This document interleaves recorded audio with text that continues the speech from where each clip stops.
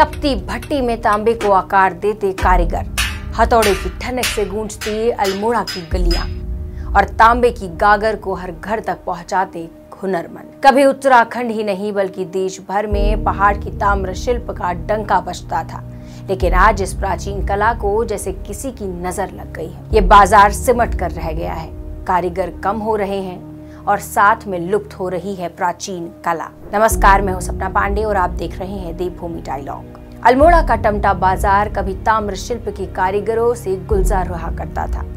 यहाँ हर गली में तांबे की ठनक गूंजती थी। हर घर में टमटा कारीगर अपनी भट्टी में तांबा गलाते, हथौड़े से आकार देते और वही बर्तन, वही वाद्य यंत्र पहाड़ की पहचान बनते थे। लेकिन आज ये तांबे के बर्तन धीरे धीरे सिमट रहे हैं। स्टील, एल्यूमिनियम और प्लास्टिक का बोलबाला है। हाथों के हुनर और जी तोड़ मेहनत को मशीनें निगल रही हैं। नतीजा, आज ताम्र शिल्प से जुड़े कारीगर अपने पुश्तैनी हुनर से किनारा कर रहे हैं। 16वीं शताब्दी में चंद राजाओं के साथ ताम्र शिल्पी अल्मोड़ा आए थे। तब चंद राजाओं के सिक्के बनाने और टमटा छाप मुहर लगाने का काम इन्हीं कारीगरों के जिम्मे था। यानी सत्ता की पहचान और संस्कृति की आत्मा दोनों ही टमटा शिल्पियों के हाथों में थी। ये केवल कारीगर नहीं थे, धातु विज्ञान के अद्भुत ज्ञानी भी थे। बिना आधुनिक उपकरण के ये बता देते थे कि किस जमीन से तांबा निकलेगा।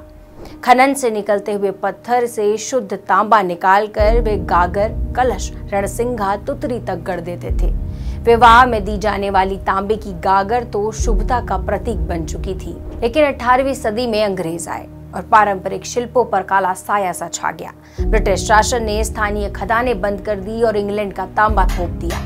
तांबे का खनन ठप पड़ गया। धीरे धीरे पीढ़ियों से चला आ रहा व्यवसाय भी ठहरने लगा। आज टमट्यूरा मोहल्ले में हथौड़े की आवाज सुनाई तो देती है, पर पहले जैसी गूंज कहाँ। कभी सैकड़ों परिवार इस शिल्प से जुड़कर अपना जीवन चलाते थे।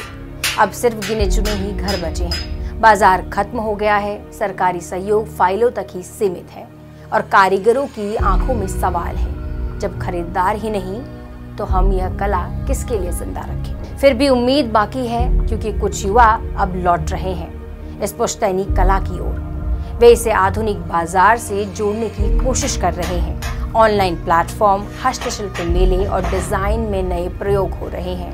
लेकिन अगर इन्हें सही ट्रेनिंग और प्रोत्साहन मिले तो ताम्र शिल्प फिर से ताम्र नगरी की पहचान बन सकता है। अल्मोड़ा की ताम्र शिल्प परंपरा सिर्फ बर्तनों का इतिहास नहीं है, यह संस्कृति, विज्ञान और मेहनत का संगम है। आज सवाल सिर्फ इतना है कि क्या हम इस धरोहर को संभालने के लिए जरा भी संजीदा हैं, या फिर आने वाली पीढ़ियां इसे केवल किताबों में पढ़ेंगी। आपको क्या लगता है? कमेंट बॉक्स पर हमें जरूर बताइएगा।